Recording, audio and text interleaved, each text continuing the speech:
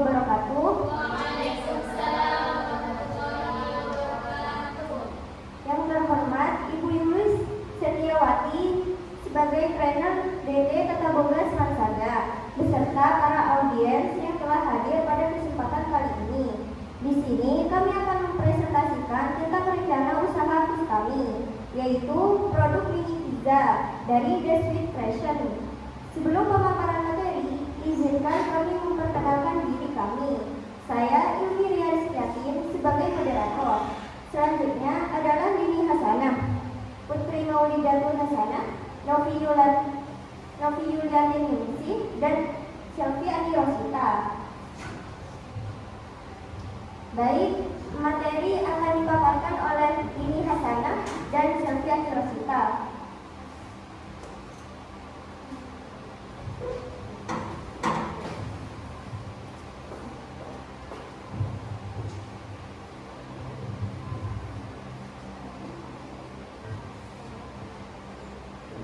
Baik, kita mulai dari latar belakang dari The Sweet Fashion.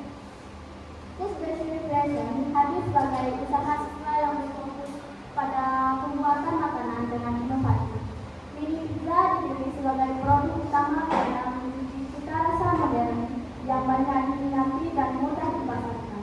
Melalui usaha ini, siswa didorong untuk mengembangkan jiwa kewirausahaan, belajar mengolah produk yang higienis serta menciptakan barang gratis yang dapat dinikmati di lingkungan sekolah maupun di masyarakat. Kehadiran usaha ini diharapkan untuk mampu menjadi wadah kreativitas sekaligus peluang pelajar sejak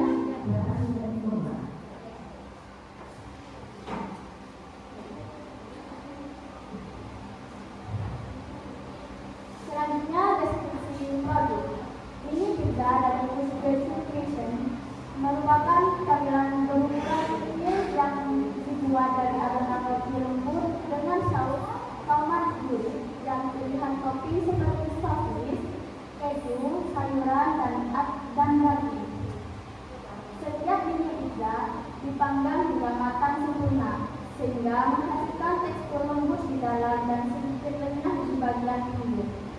Produk ini diracik menggunakan bahan segar dan berkualitas untuk memastikan rasa yang konsisten dan aman dikonsumsi. Ukurannya yang praktis menjadikan mini pizza cocok sebagai bekal, camilan sekolah, hidangan acara, maupun pilihan snack cepat saji dan bagi siapa saja yang menyukai cita rasa unik dan modern.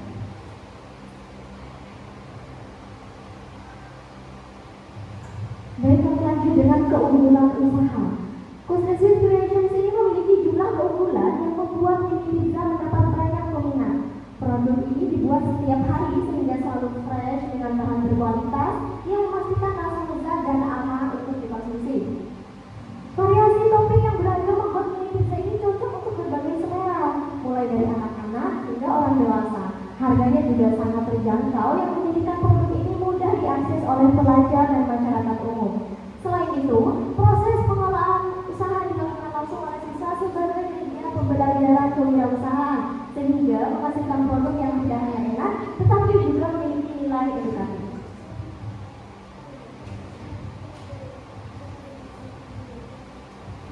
Kita lanjut dengan tujuan usaha. 1. Mengembangkan keterampilan wirausaha siswa melalui praktek langsung dalam proses produksi, pengemasan, dan pemasaran mini pizza. 2. Menyediakan pilihan camilan gurih, fresh, dan terjangkau bagi pelajar, guru, dan masyarakat sekitar.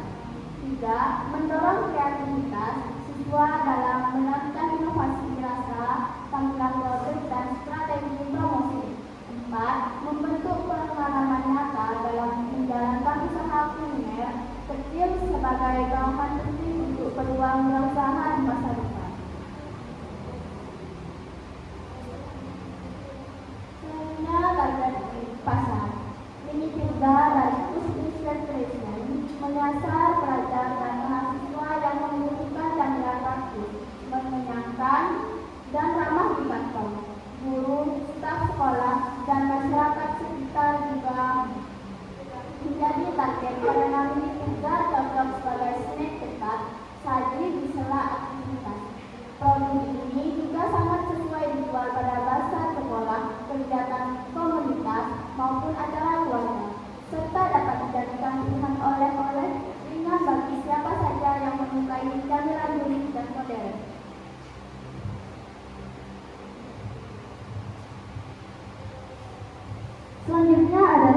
strategi pemasaran kami. Strategi pemasaran kami ini dilakukan dengan pendekatan langsung dari media digital. Penjualan dilakukan di lingkungan sekolah melalui stand, sistem titip jual di kantin, serta partisipasi dalam bazar atau event sekolah untuk menjangkau lebih banyak pembeli. Promosi diperkuat melalui media sosial dengan foto produk yang menarik, poster digital, dan pengumuman di grup sekolah. Selain itu, usaha ini juga menawarkan paket hemat dan promo berbayar untuk meningkatkan penjualan, sekaligus menonjolkan mini pizza sebagai camilan yang fresh, lezat, dan mudah dibawa kemana saja. Kami lanjut ke estimasi keuangan dari bus kami. Biaya produksi yang kami dapatkan untuk 50 pieces mini pizza itu kurang lebih sekitar 60.000, yang dimana 60.000 ini sudah meliputi bahan baku seperti keju, saus, topping, serta kemasan. Untuk per piecesnya kami jual di harga 3.000 dan pendapatan untuk 50 pieces ini sekitar 150.000. Laba kotor untuk 50 pieces yang kami dapatkan itu sekitar kurang lebih 90.000 dan potensi laba harian ini sekitar 80.000 sampai 120.000. Ini juga bergantung kepada jumlah batch produksi dan permintaan dari konsumen. Terima kasih.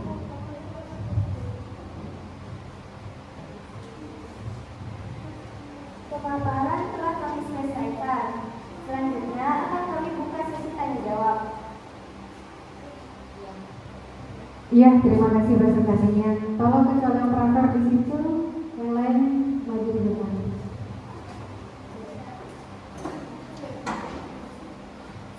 Coba ke estimasi keuangan, Kak. Tadi itu di bagian estimasi keuangan. Nah, di situ ada daya produksi 50 unit pizza kurang lebih 60.000 yang meliputi bahan baku, keju, saus, topping, serta kemasan.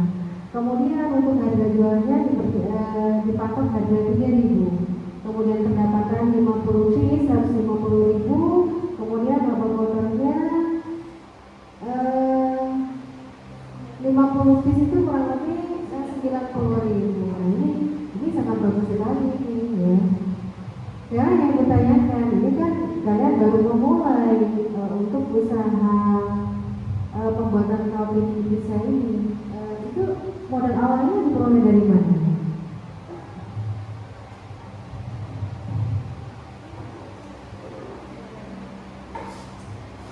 Buat awalnya itu Bu, kami kan berlima nih. Jadi kami pakai iuran dulu buat modal utama kami. Bukan modal utama, maksudnya modal pertama kami gitu. Jadi modal awalnya dari urunan modal kalian gitu ya. Nah, kira-kira modal ini kan harus kembali, ya kan?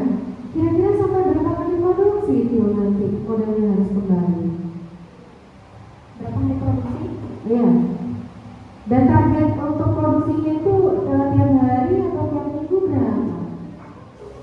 Perharinya itu Bu, biasanya kalau tetap ada itu sekitar 50 pieces. Cuma kan perharinya itu tergantung sama batch yang kami bikin sama permintaannya konsumen gitu. Tidak ada target tiap hari atau tiap minggu itu untuk berproduksi atau untuk mencari keuntungan di per minggu? Nggak ada? Untuk target kami belum bisa menargetkan per hari, mungkin ya per minggu saja karena kami juga memiliki kegiatan di sekolah. Jadi untuk fokus ke per hari itu kurang memungkinkan Bu. Artinya masih belum berdaya saing keluar gitu ya, jadi hanya di lingkup sekolah aja. Nah, kemudian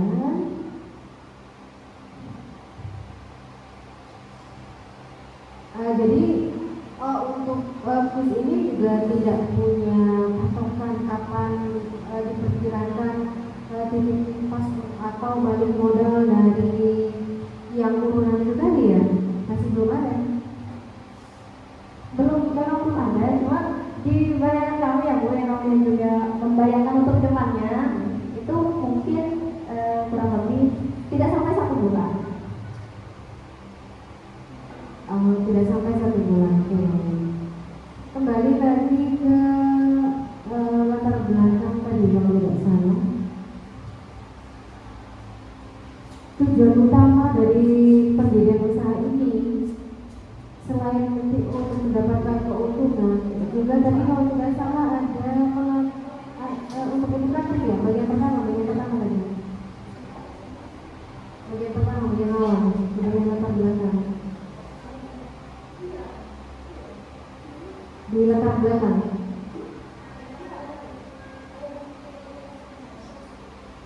Nah, latar belakang. Oke. Nah, ini kehadiran usaha ini diharapkan mampu menjadi wadah kreativitas sekaligus peluang belajar berbisnis sejak dini. Nah, ini kan namanya adalah tujuan.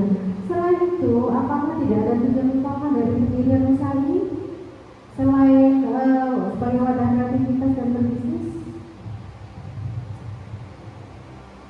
Untuk sementara ini Bu, yang kami butuhkan hanya di lingkup kreativitas, pembelajaran, sama bisnisnya itu. Karena kan kami juga memiliki kebutuhan lain ya, yang kita kan tidak selalu mengandalkan orang tua. Jadi sebenarnya kami itu memiliki bisnis yang memiliki kecicilan ya, yang bisa membantu uang saku kami.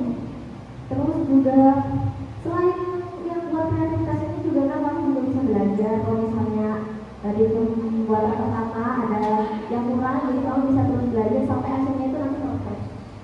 Artinya dengan adanya usaha ini juga melatih kemandirian gitu ya, kurang lebih begitu.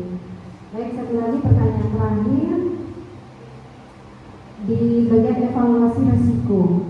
Tadi kan sudah dijelaskan HPP-nya berapa, kemudian dipatok harga jualnya berapa, keuntungannya juga berapa. Nah, kalau dikaitkan dengan evaluasi risiko, kira-kira risiko apa yang paling mungkin dihadapi dalam usaha ini?